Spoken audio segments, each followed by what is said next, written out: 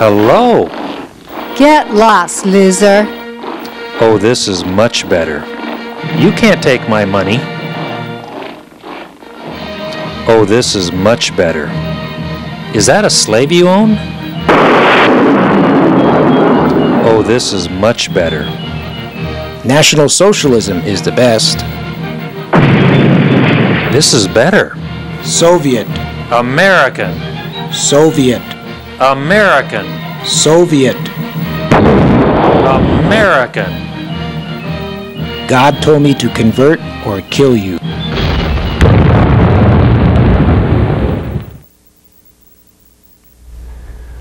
Welcome to Conflict. I'm Bob Garrity, the co-host of today's show, along with my associate producer, executive producer, and creator of the show, Dave Hunter.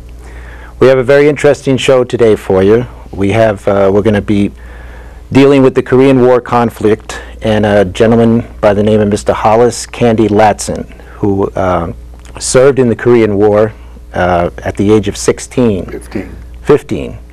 And he's going to tell his story about the Korean War conflict and his battle and struggle with PTSD since then for the last 20-something years.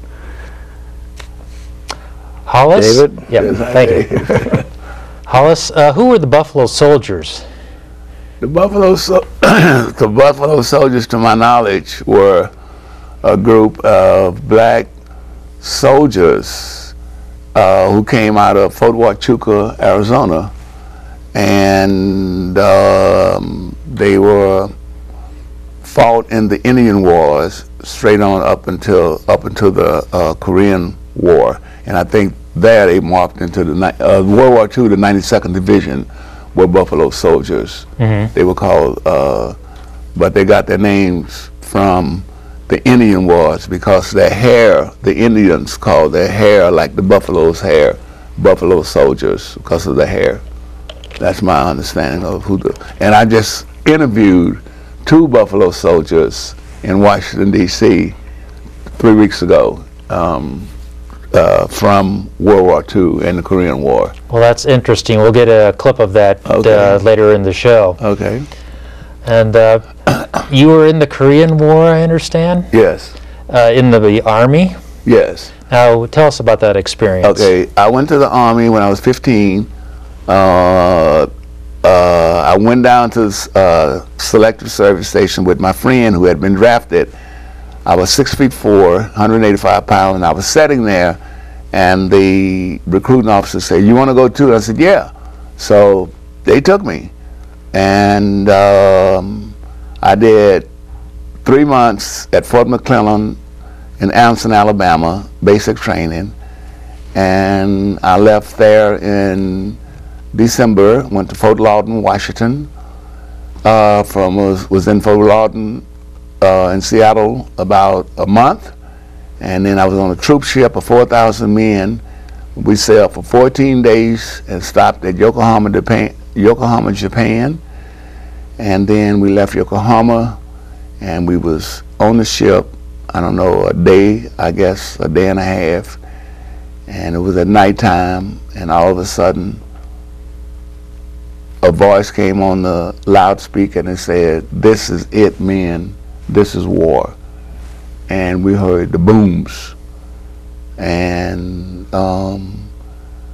we got our gear, went over the side of the boat. These amphibious little boats picked us up. It's about 80 men in each boat, took us to the beach at Incheon. It was about 3 o'clock in the morning. And when the boat let down, the gate let down, and we hit the sand, there was tracer bullets hitting in the sand all around us, and everybody was veering to the right.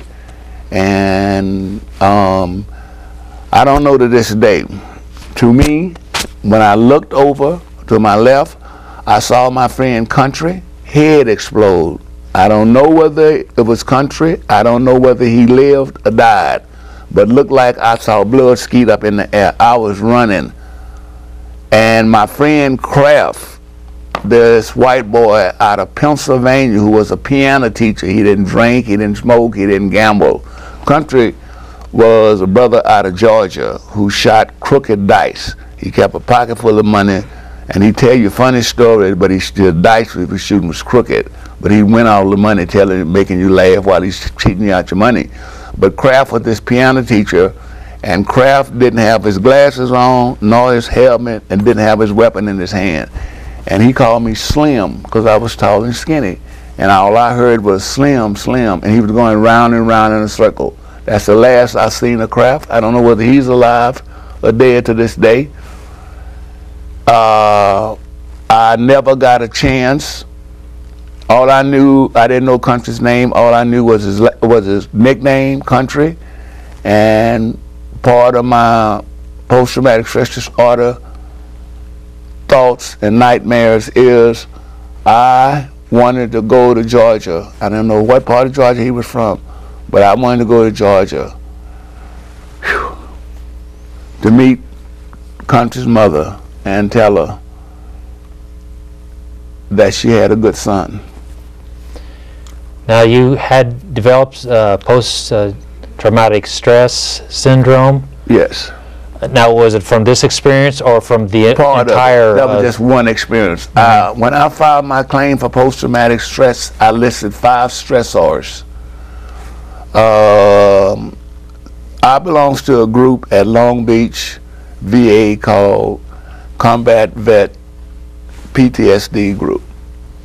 And we share in that group about some of the stuff that we don't talk about with our families or other people, even other veterans, because it's not nothing to lay on people to expect them to understand.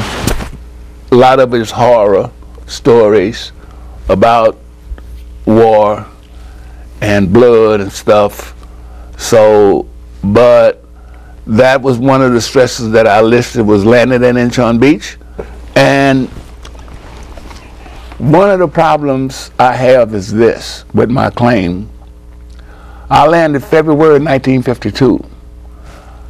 We left Incheon Beach, got on deuce and a half trucks, and was taken right outside of Incheon to Warmingdale Island.